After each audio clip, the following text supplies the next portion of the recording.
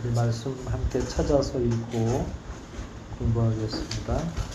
누가복음 13장 우리 25절부터 일단 30절까지를 읽고 공부 시작하겠습니다. 누가복음 13장 25절로 30절까지 말씀.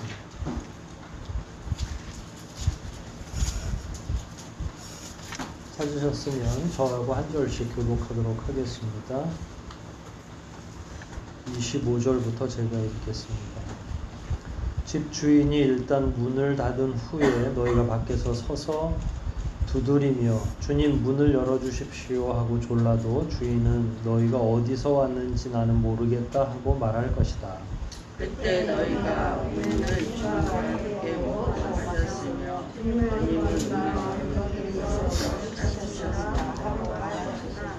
주인은 너희가 어디서 왔는지 나는 모른다. 이 약한 자들아 모두 내게서 떠나가거라 하고 말할 것이다.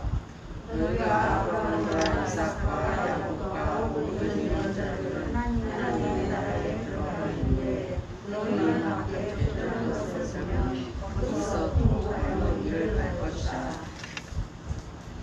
그리고 사람들이 동서남북 사방에서 와서 하나님의 나라 잔치에 참석할 것이다. 그러나 지금은 떨어져도 나중에 없어도 지금 없어도 나중에 떨어질 사람이 있을 것이다. 아멘.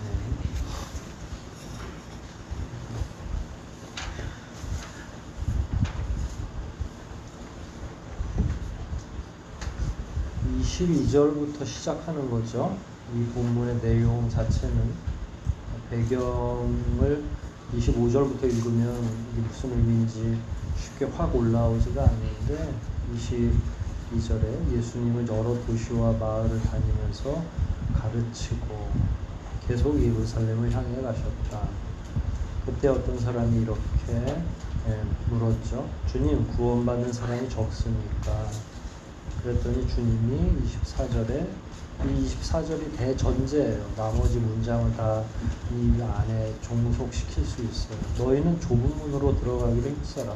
내가 분명히 말하지만 많은 사람이 들어가려고 애써도 들어가지 못할 것이다. 그래놓고 이제 계속 그 나머지에 대해서 좁은 문에 대해서 일종의 설명하는 내용이 뒤따르는 것이다. 이렇게 생각을 하시면 될 거예요. 질문이 뭐였죠? 23절에 구원받는 사람이 많습니까? 적습니까? 우리가 지금 아침에도 공부를 했지만 십자가의 효험, 십자가가 구원할 수 있는 사람, 일종의 천국으로 가는 그 버스가 있다면 그 버스에 올라탈 수 있는 사람의 정원은 얼마나 될 수 있는가. 그러니까 효험은 좀 다른 의미죠. 예수님은 몇 명을 구원할 수 있죠? 십자가로 몇 명까지를 구원할 수 있죠? 예수님의 십자가는 말로 할 수가 없죠. 모든 사람을 다 구원할 수 있는 능력을 가지고 있어요. 그런데 적은 까닭은 십자가의 능력이 약해서가 아니라 그 십자가에 합당한 삶을 살아가는 사람이 없기 때문에, 부족하기 때문에 적은 거죠. 그러니까 완전히 다른 차원인 거예요. 이스라엘 백성을 하나님이 먼저 구원하시려고 했죠. 구약에서. 이것도 하나의 과정이라고 생각을 해요. 하나님이 이스라엘 백성을 먼저 선택하신 이유는 뭐죠? 이스라엘 백성만 구원하기 위함인가요? 그렇지 않죠. 그들을 통해서 만방의 이방인들까지도. 근데 예수님 오실 때까지 전혀 이스라엘이 오히려 종교적으로, 그게 이제 사람의 한계인데, 유대인들을 묶어놨더니 유대교를 만들어버린 거예요. 그러니까 십자가는 만인을 위해서 존재하는 거고 하나님의 구원 복음이 만 백성을 위해서 존재하는 건데 그걸 움켜쥐고 가만히 있으면 고인물이 돼버리잖아요. 자꾸 복음의 이 생수가 흘러 넘쳐야 되는데 본인들이 그걸 사방으로 흘러가는 물줄기를 다 막아버린 거예요. 그러면 예를 들어서 그래놓고 본인들이라도 잘 믿었으면 유대인들이 정말로 잘 믿었고 예수 그리스도 즉 메시아가 오시는 걸 정확히 깨닫고 그를 만나고 영접하고 뭐 이런 과정들이 있었으면 그나마 좀 그랬구나 너희들이 그래도 거기까지는 수고했다 이렇게 말씀하시고 2단계로 이제 이방인들한테 복음을 흘려보내려고 하셨는데 이제 결국은 유대교라고 하는 기형적인 종교를 만들어 버림으로 복음이 흘러가지 못하도록 이 시대에도 교회가 하는 일이 자꾸 그런 일을 하는 거죠.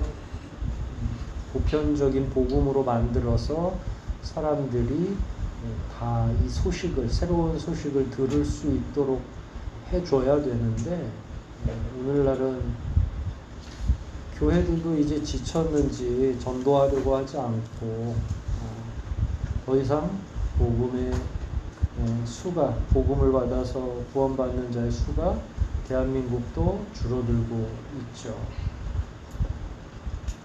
그런 내용인 거예요, 사실은. 그래서 그런데다가 이제 예수님의 그 행동, 말씀 이걸 따라다니면서 들은 사람들이 많았잖아요. 그러니까 예수님이 오늘 아침에도 우리가 얘기했지만 산상수훈이나 이런 데서 말씀하시는 걸 보면 쉽지 않겠는걸 이렇게 생각하는 거죠. 그래서 물은 거야. 이런 식으로 하면 우리가 어떻게 구원받습니까? 라고 이야기하는 거죠. 그러니까 참 희한해요. 뭐가 희한하냐면 종교적 계율로 만들어 놓으면 그러니까 예를 들어서 그런 거는 되게 쉽게 생각하는 거야. 헌금을 많이 하는 사람이 구원 얻는다. 그러면 우리같이 가난한 사람들은 되게 힘들 것처럼 여겨지는데 빚 내가지고 구원 얻으려고 또 악착같이 하더라고요. 이단들이 발흥하는 까닭이 거기 있는 거예요. 이단들이 막 부흥하잖아요. 그러면 자기네 나름의 계율을 정해놓는 거예요. 그러면 그것만 잘하면 돼. 근데 예수님은 그렇게 하지 않으셨어요. 그냥 보편적으로 너네가 진짜 올바른 믿음이 있다면 하나님을 사랑하고 이웃을 사랑하라. 그러면서 실천 과제들로 이렇게 주긴 하셨지만 꼭 그것만을 해야 구원받는다고 하셨어요? 안 하셨어요? 안 하셨죠. 당연히. 근데 이상하게 사람들이 그런 거는 더 어려워하고 주님이 말씀하시는 건 되게 어렵다고 생각하고 오히려 오늘날 이단들이 하는 것처럼 뭔가 이렇게 명확하게 만들어 놓으면 차라리 그거는 또 만족시키겠다는 거예요. 그러니까 유대교가 수백 년 동안 유지할 수 있었던 이면에도 그런 거죠. 하나님은 크게 만들어서 유대인들을 막 억압하거나 하려고 하는 대신에 하나님 사랑, 이웃 사랑이라고 하는 큰 둘레를 줬는데 그거는 피상적으로 생각하고 어렵게 생각하고 차라리 안식일 날은 멀리 가면 안 되고 땀을 흘리면 안 되고 노동을 하면 안 되고 뭐 해서 한 613개를 만들어 놓으니까 그건 또 따르려고 열심히 따르려고 해요. 근데 그렇게 되면 어떤 결과가 오냐면 외형적인 종교가 돼버리는 거죠. 그럼 참 하나님을 만나고 교제하는 것에 집중하기보다는 어디에 집중을 해요? 수첩에다가 다 기록하는 거죠. 오늘 멀리 안 가서 노동 안 했고 뭐 안 했고 뭐 했고 이렇게 해서 체크리스트 만들어가지고 그것만 열심히 하는 거예요. 그러면 하나님과 나 사이의 교제는 전혀 없는 그 상태로. 오늘날은 어떤가요? 오늘날의 기독교는 이게 이제 종교화 되어가고 있는 걸 느끼시겠죠. 우리가 계속 유지되고 싶으면 교회 공동체로 모이고 싶으면 각자가 떨어져 있을 때 잘하셔야 돼요. 그러니까 하나님을 만나야 돼요. 죽었다 깨나도 딴 게 중요한 게 아니라 우리 개인과 하나님과의 교제가 제일 중요한 거잖아요. 하나님 만나지 않고 다 11조 하시고 주일 성수 차곡차곡 잘하고 목회자가 설교에서 이야기하는 거 그래도 다 따라 하려고 하고 그런데 하나님만 못 만나. 다른 건 다 잘하는. 근데 여간 다른 걸 좀 못해요. 우리는 뭐 부자도 아니니까 때로는 막 까먹기도 하고 11조를 헌금도 조금밖에 못하고 또 듬성듬성 주일에 일도 해야 되니까 빠지기도 하고 하지만 늘 하나님과 동행하려고 애쓰고 그분에게 기도하기도 하고 자기 연약함을 고스란히 하나님께 아뢰기도 하고 자녀들 손 붙잡고 기도하기를 즐겨하고 이제 그런 가정 그런 개인은 하나님이 긍휼히 여기시는 거죠. 어느 게 참 진리의 길을 가는 건지를 우리가 스스로 판단할 필요가 있어요. 이런 맥락에서 유대인이 그럼 구원받는 사람은 많습니까? 적습니까? 그랬더니 24절에 좁은 문으로 들어가야 된다. 우리에게 좁은 문은 뭘까요? 여러 가지가 있겠죠. 근데 25절, 26절, 27절을 이렇게 읽어보면 방금 전에 제가 말씀한 게 기준이 돼요. 그러니까 주인님 문 좀 열어주세요 그랬을 때 주인이 뭐라고 얘기를 하냐면 25절 말미에 너희가 어디서 왔는지 나는 모르겠다. 근데 이 주인이 이상한 주인이에요. 왜냐면 26절에 보면 사람들이 아니 주인님 우리가 주님과 함께 먹고 마셨고 주님은 우리 마을 길거리에서 가르쳤잖아요. 이게 그러면 주일날 주님 저도 예배도 꼬박꼬박 참석하고 제가 예배당에 꼭 있었는데 제가 11조도 하고 이 얘기예요. 근데 주님은 안다고 그러는 거예요? 모른다고 그러는 거예요? 아니 난 너 모르겠어 그러는 거예요. 이게 뭔가 모순적이잖아요. 사람들은 관계를 그냥 출석이 관계인 줄 알아요. 교회에 출석하는 게 하나님과 우리 사이에 내밀한 관계라고 착각을 하는 거예요. 헌금이 관계인 줄 알아요. 헌금이 관계예요?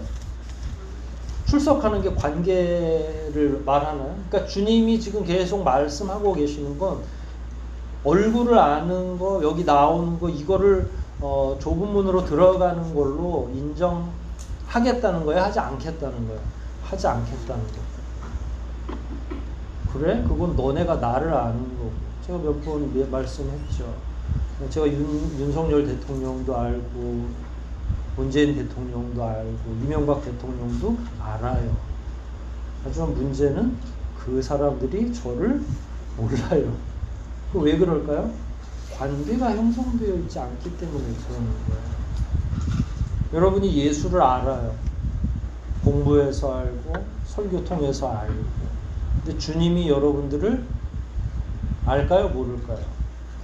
어느 때 알까요? 그분과 대화를 했을 때 아니에요. 그분과 깊이 있게 만났을 때 그분이 알 수 있는 거잖아요. 여러분들이. 안다는 말은 히브리어 야다에서 왔는데 부부 관계를 의미하는 거예요.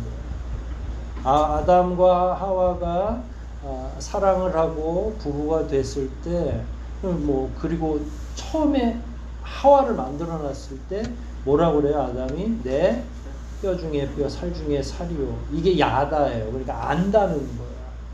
어디로부터 왔는지, 이 사람이 누군지, 이 여인이 나의 짝이라는 사실을 부부의 애정으로 안다는 거예요. 그건 관계를 의미하는 거예요. 그 사람과 나 사이의 관계가 굉장히 내밀하구나라고 하는 거. 그러니까 우리가 안다라고 얘기했을 때는 이 본문에 나오는 것처럼 도대체 그냥 한쪽 일면에서 텔레비 보고 그 사람을 알고 있는 것처럼 우리는 자꾸 그걸 아는 걸로 착각하는 거고, 주님은 마지막 때에 진짜로 아는지 모르는지를 명확하게 규정한다는 거예요. 지금 이렇게 있을 때는 주님이 아무 말씀 안 하세요. 우리에게. 우리는 착각 속에 계속 이런 방식으로 시간이 진행되는 거예요. 우린 지금 알고 있다고 계속 시간이 가고 있는 거예요. 하지만 진짜로 마지막에 뭐라고 그럴 거예요? 나는 너희들을 몰라. 그럼 우리가 막 항변하겠죠. 아니 한우성은 교회 교인이고 11조를 그렇게 많이 하고 여태까지 매주 빠지지 않았는데 모른다고요? 아 이분이 진짜 오리발을 내밀어도 그렇지만 주님은 그런 걸로 한 번도 규정을 하지 않으셨던 분이기 때문에 그래 그건 네가 한우성한 교회 한 거지. 나하고 너 사이의 관계는 그걸로 이루어지는 게 아니야.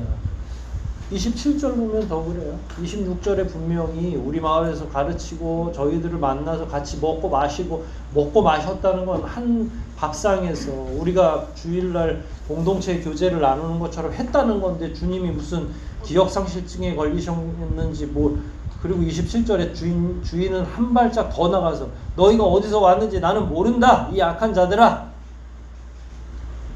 참 이게 청천벽력 같은 소리잖아요. 그리고 나서 27절 말미에 보면 모두 내게서 어떻게 하라고요? 떠나가라. 가버려라. 아 이게 이 대답이 오늘 들으면 괜찮아요.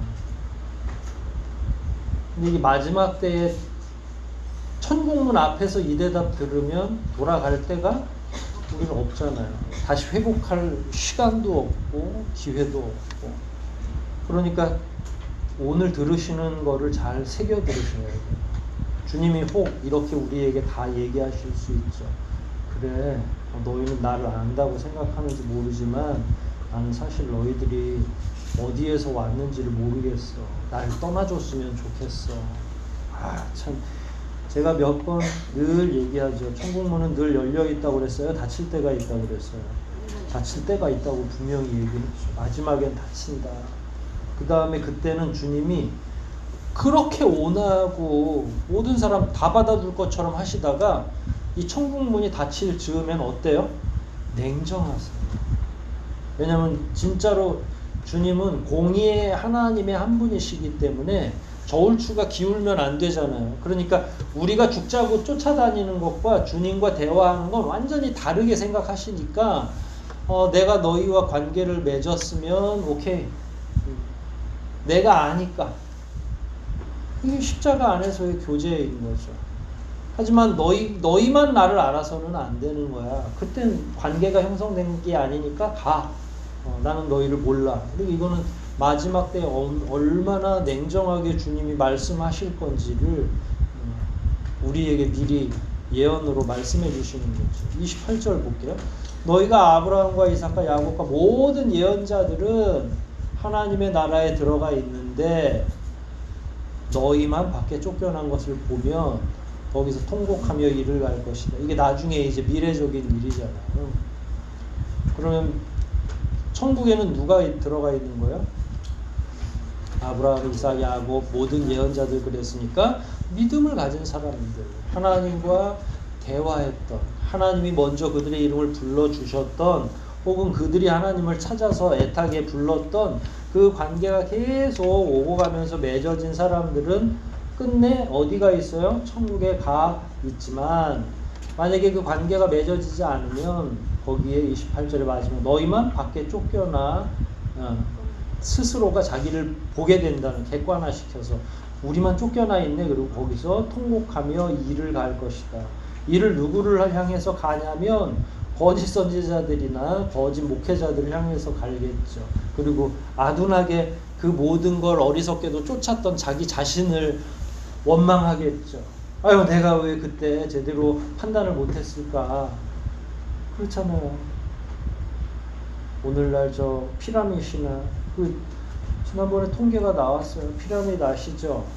저희 아메이나 이런 게 피라밋 구조의 그 일종의 네트워크 마케팅이라고 하는데 통계가 나왔어요. 나라에서 진짜로 돈을 버는 사람은 0.몇 %도 안 된다는, 나머지는 다 그냥 물건 사서 누구 좋은 일 시킨다는 거예요. 근데 그 사람들이 현혹시킬 땐 어때요?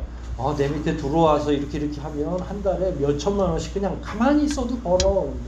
가만히 있어도 버는 게, 가만히 있어도 잘 될 수 있는 건 예수 복음밖에 없어요. 그런데 예수 복음도 또 알고 보면 또 우리가 열심히 또 주님 위해서 살아야 되는 거죠. 말씀대로 살아야죠.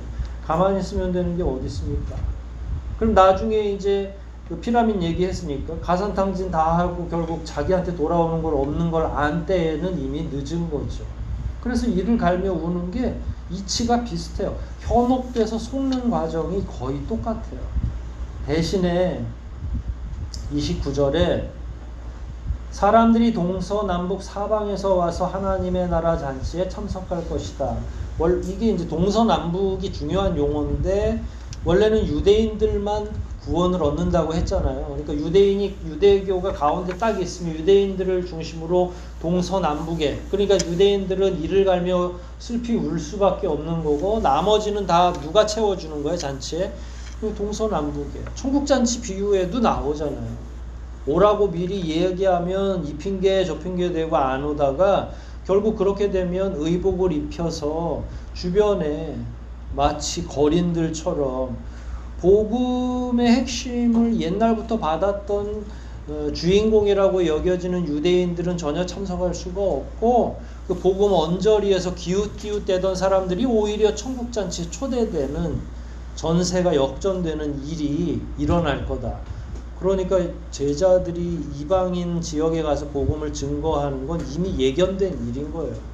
그리고 이게 결국은 구약 때부터 계속 이런 방식의 역사가 되풀이되면서 반복되어 왔죠. 그래서 유대인들이라고 무조건 구원 못 받는 게 아니라 아브라함, 이삭, 야곱 많은 선지자들이 구원 받았다고 했잖아요. 그러니까 받을 만한 믿음이 있는 자는 다 받았고 그 외에는 누가 천국을 다 채우냐면 그걸 믿고 뒤따르려고 하는 한국 사람도 중국 사람도 저기 인도네시아 사람도 천국에 가겠죠. 그렇죠. 근데 그것도 역시 관계의 문제인 거예요. 30절에 그러나 지금은 뒤떨어져도 나중에 앞서고 지금 앞섰다가도 나중에 뒤떨어질 사람이 있을 것이다. 이거는 경쟁을 의미하는 게 아니라 복음 안에서 유대인들이 처음에는 유리한 고지를 장악했죠. 왜냐하면 하나님이 말씀을 어느 민족에게 주신 거야? 그래도 유대 민족에 줬잖아요. 근데 말씀을 받은 민족임에도 불구하고 그 말씀의 참 뜻을 그 말씀이 말씀하고 있는 진짜 메시아에 대한 이해가 전혀 없어요. 그러니까 교과서는 일찍 샀는데 공부를 안 하는 거예요. 그 책 먼저 사는 사람들 있잖아요. 엄마 나 저기 뭐 자습서 사야 돼요. 책만 잔뜩 사는 학생들이 있거든요. 책 사는 것과 성적과 비례하면 참 좋겠어요. 그러면 더 많이 사겠죠 우리가. 근데 책을 많이 사는 거하고 성적이 오르는 거하고 같아야 달라요? 완전히 다르죠. 그러니까 유대인들에게 하나님 말씀을 주셨어요. 모세를 통해서 천지창조부터 시작해가지고 율법도 주고 다 주셨어요. 그러면 그걸 가지고 어떻게 해야 돼요? 공부를 해야죠. 실천을 해야죠. 성경은 실천의 책이니까. 그런데 그 사람들이 책은 그냥 뒷전에 놔놓고 책에서 가르치는 반대로 살았던 거야. 안 되는 거죠. 근데 이제 나중에 이 책을 물려받은 사람들이 더 열심히 하는 거죠. 흘러나온 책 가지고 낙서돼 있고 찢어져 있고 막 이런 책 받아가지고 공부를 해가지고 더 앞서는 사람들이 있는 거예요. 그러니까 이 본문은 딱 그 얘기예요. 더 놀라운 건 역사로 보면 제가 말씀드렸죠. 한국은 선교사들이 들어오기 전에 이미 뭐가 번역이 돼 있었어요? 성경이. 그건 말씀을 주신 거잖아요. 진짜 유대민족 다음에 유일해요. 대한민국 이 나라가 하나님이 말씀을 주신 거나 마찬가지. 이거 그러니까 떠먹여 준 거예요 거의. 그럼 우리는 이제 어떻게 하면 돼요? 유대민족의 그 어리석음을 봤으니까 그 말씀을 어떻게 해야 돼요? 그냥 잘근잘근 씹어서 다 소화시키고 하나님이 뭘 원하는지가 말씀에 다 있으니까 그대로 어떻게든 살려고 실천에 집중해야 되는 거죠. 근데 우리가 누구 따라가고 있어요? 유대인 욕하면서 유대인 따라가는 거죠. 주님이 우리에게 하실 수 있는 말씀은 오늘 본문 말씀이에요. 너희가 밖에서 아무리 문을 두드려도 나는 너희가 어디서 왔는지 모를 것이다 라고 하는 게 예전에 유대인들 앞에서 예수님이 하신 말씀인데 이 시대에도 여전히 동일하게 또 한국 백성들도 말씀까지 다 주셔서 그렇게 유례없는 부흥의 역사를 경험해 놓고 다시 쪼그라들고 있는 거죠. 저는 우리는 그냥 큰 교회부터, 우리도 마찬가지지만 큰 교회부터 회개해야 된다고 생각하는 사람이에요. 대한민국의 이 대형 교회들만 회개하면, 그리고 다 분리시켜서 6만 교회 있으면 뭐 하겠어. 생명력 있는 교회로 전환돼서 지역 교회로 다 흩어지고, 그 버스까지 다 대절하고 해서 팍팍 긁어가지고 뭐 할 건데요. 우리 목표가 뭐예요? 교회 늘리는 거야? 아니면 천국 가는 거야? 근데 왜 교회 늘리는데 그렇게 혈안이 되어 있는 거예요, 사람들은? 대형 교회가 대한민국에서 큰 일을 많이 했지만 지금 보면 뭐 하는 일일까? 이분들이 뭘 경쟁을 하고 있는가? 지역에 있는 사람들을 다 긁어서 버스 태워가지고 지금 어디로 가려고 하는가? 이게 주식회사도 아니고 말이에요. 제가 여유도 없지만 교회 봉고차 사서 자꾸 운영하는 거 절대로 안 하겠다고 말씀을 드렸어요. 우리 교회 초창기 때부터. 올 수 있으면 자기 정성으로 오는 거고요. 근데 그걸 막 새벽부터 운행해가지고 막 돌고 또 돌고, 그래서 뭘 이루죠? 이룰 수 있는 게 없잖아요. 우린 개별적으로 성장해야 돼요. 하나님으로부터 흘러내려오는 자양분을 먹지 않고서는 우리 내 구원이 지금 간당간당하고 있는데, 사람들 오는 게 나하고 무슨 상관이에요? 내가 지금 하나님과의 어떤 관계에 있는지가 지금 제일 중요한 척도인데, 천국 가는 척도인데. 그렇잖아요. 성경에서 그 어떤 척도도 없잖아요. 공동체로 휴거되면 모르겠어요. 그런 일이 아니야. 오죽했으면 방주에서도 8명 외에는 구원받지 못하잖아요. 방주가 작아서 구원 못한 거예요? 아니에요. 하나님과 관계를 맺는 사람이 없으면 아무리 크게 지어놓은들 뭘 하겠어요. 하지만 아무리 작아도 가정에서 개척을 해도, 소수의 몇 사람이 기도 모임을 해도, 그 가운데 하나님을 믿는 사람이 진실하게 있다면 그 사람들은 같이 휴거하는 거예요. 이제 그게 우리의 본질이어야 된다는 거죠. 주님이 오늘도 우리에게 얘기하는 거죠. 여러분에게 뭐라고 대답하실지는 모르겠어요. 지금 여러분 다 음성 들리죠? 내가 너를 모른다라고 하시거나, 오 착하고 충성된 종아, 둘 중에 한 대답을 하실 거란 말이에요. 우리가 주님을 이렇게 불렀을 때 말이에요. 이게 모른다고 하면 이제 분발해야죠. 아유, 끝난 게 아니에요. 요 얘기를 오늘 들은 거기 때문에 다행이라고 아까 말씀드렸잖아요. 마지막에 천국문 앞에서 들었으면 끝이지만, 회복이 불가능하고 수정이 불가능하지만, 주님 앞에서 우리가 회복하고 다시 회개하고 돌아설 수 있는 기회가 있는 거죠. 여러분, 주님이 여러분 알아보게 하려면 어떻게 하면 좋을까요? 또 헌금이라고 대답하시면 안 돼요. 그거 아무짝에 쓸모없는 거라니까. 주님하고 식사를 하셔야죠. 주님하고 대화를 하셔야죠. 그래서 식탁의 교제, 식탁 안에서 기도하고 주님을 내 파트너로 초대하는 거, 주님이 이 자리에 함께 계시다고 하는 확신, 이런 게 굉장히 중요한 거거든요. 하나님과 나 사이의 관계, 그런 일에 집중을 하시면 돼요. 흩어지면, 주일날엔 설교 듣고 흩어지면 그런 일들, 설교를 통해서 주어진 실제로 내가 해야 될 일들을 열심히 해 나가는 거. 하나님께서 그런 자들은 아무리 연약해 보여도 다 구원하십니다. 그래, 네가 그 교회 그 권사구나 라고 명확하게 아신다고요. 저는 그런 희열 때문에 우리가 신앙을 더 깊이 가진다고 생각해요. 여러분이 그 어떤 다른 것보다 주님과 여러분 사이의 관계가 더 가까워지기를 추구하신다면, 하나님께서 기꺼이, 예수 그리스도께서 기꺼이 여러분들을 만나 주실 것이다, 이렇게 확신합니다. 그래서 이번 한 주간도 풍성하게 주님과의 만남의 시간 가지시고 승리하고 돌아오시기를 주의 이름으로 축복합니다. 우리 말씀들 생각하면서 한번 기도하시겠습니다. 주님이 우리에게 원하시는 바가 무엇인지, 설마 주님이 성심을 다해 주님과 사귀기를 원하는 자들을 모른 척 하시겠습니까?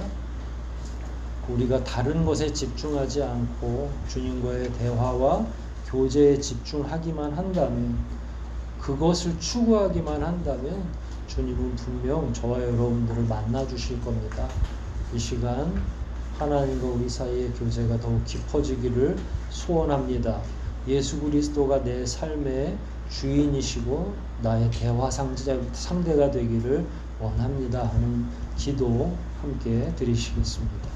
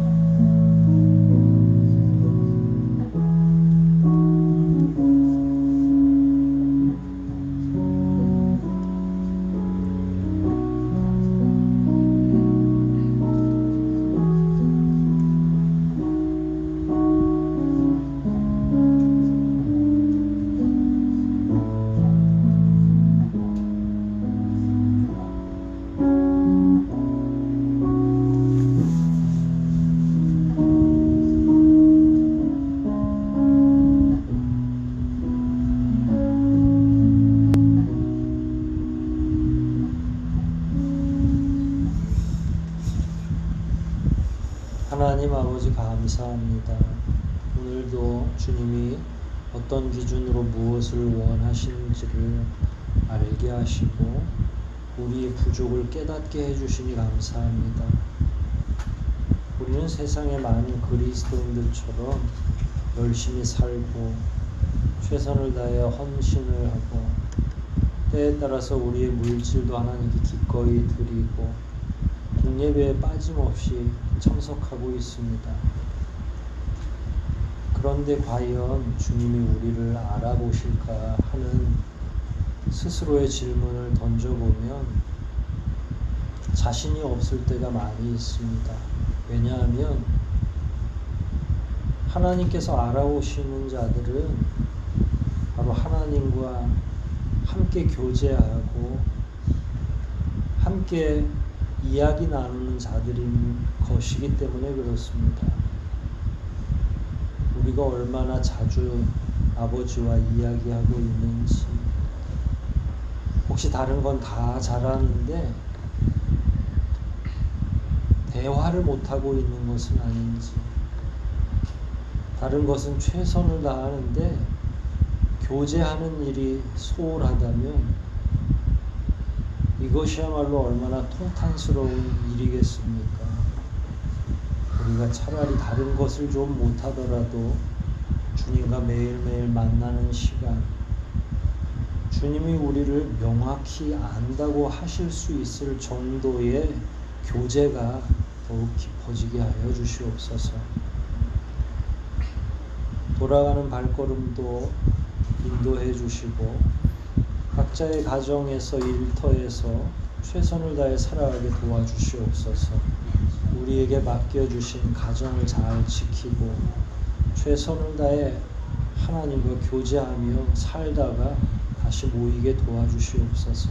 그리하여 하나님께서 이곳에 모인 한 사람 한 사람을 보시면서 착하고 충성된 종아 라고 명확하게 인식하고 불러주시기를 원합니다.